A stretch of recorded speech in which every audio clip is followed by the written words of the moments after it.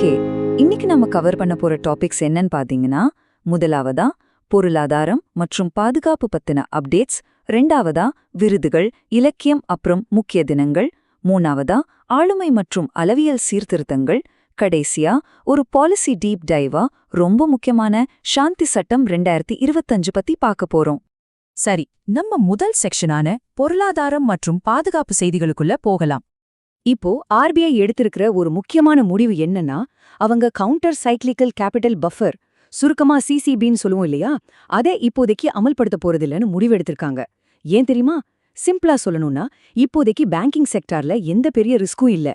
கடன் ஜிடிபி இடைவெளிய பார்க்கும்போது பேங்குகளுக்கு எக்ஸ்ட்ராவா ஒரு மூலதன பாதுகாப்பு தேவையில்ல அப்படிங்கறதா இதோட அர்த்தம்.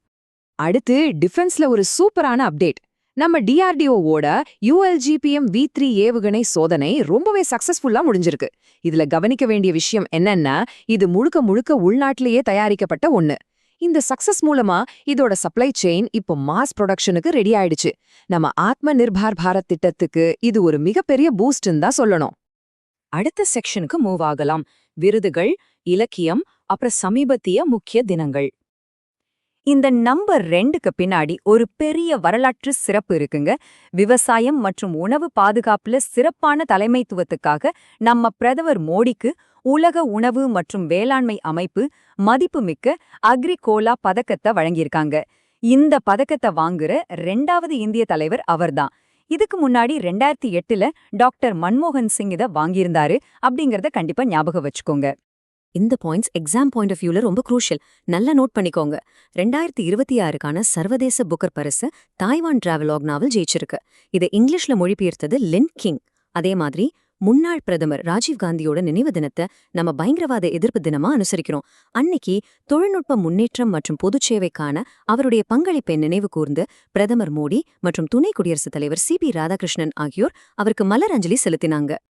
இப்போ நம்ம 3வது செக்ஷன் ஆளுமை மற்றும் அளவியல் சீர்திருத்தங்கள், அதாவது கவர்னன்ஸ் அண்ட் மெட்ராலஜி ரிஃபார்ம்ஸ் பத்தி பார்க்கலாம்.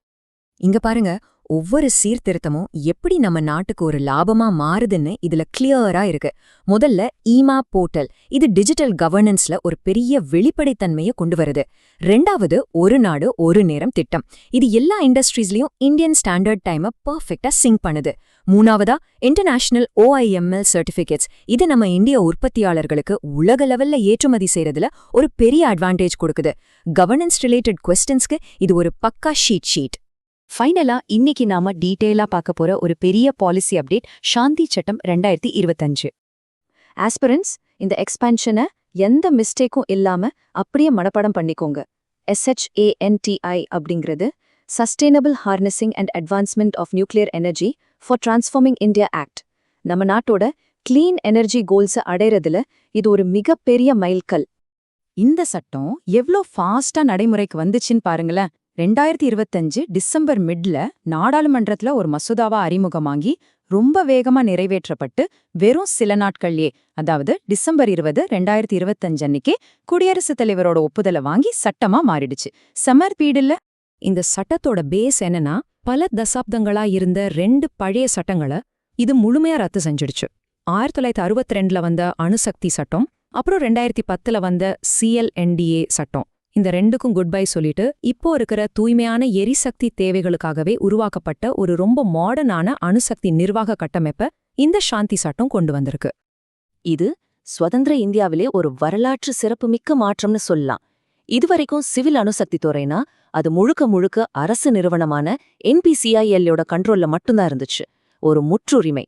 ஆனா இப்போ கவர்மெண்டோட ஸ்ட்ரிக்டான கண்காணிப்புக்கு கீழே நம்ம இந்திய தனியார் நிறுவனங்களும் ஜாயிண்ட் வெஞ்சர்ஸும் அணு மின் நிலையங்களை கட்டலாம், சொந்தமா வச்சுக்கலாம், ஆப்ரேட் கூட பண்ணலாம். இது உண்மையிலே ஒரு பெரிய கேம் சேஞ்சர். இந்த நம்பரை நல்லா நோட் பண்ணிக்கோங்க. 49% சிவிலியன் அணுசக்தி திட்டங்கள்ல இப்போ அந்நிய நேரடி முதலீட்டு, அதாவது FDIய அனுமதிச்சிருக்காங்க.